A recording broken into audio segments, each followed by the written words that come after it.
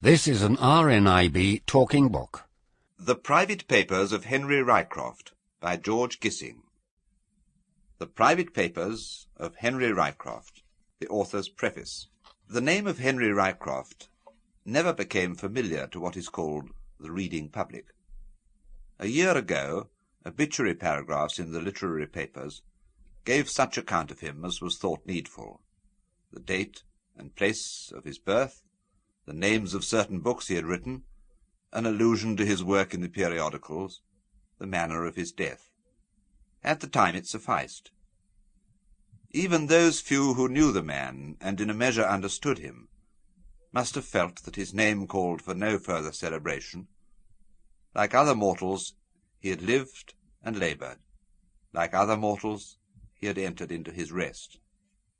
To me, however, fell the duty of examining Ryecroft's papers, and having, in the exercise of my discretion, decided to print this little volume, I feel that it requires a word or two of biographical compliment, just so much personal detail as may point the significance of the self-revelation here made. When first I knew him, Ryecroft had reached his 40th year. For 20 years he had lived by the pen. He was a struggling man, beset by poverty and other circumstances very unpropitious to mental work. Many forms of literature had he tried. In none had he been conspicuously successful.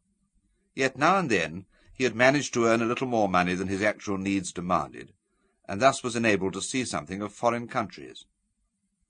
Naturally a man of independent and rather scornful outlook, he had suffered much from defeated ambition, from disillusions of many kinds, from subjection to grim necessity.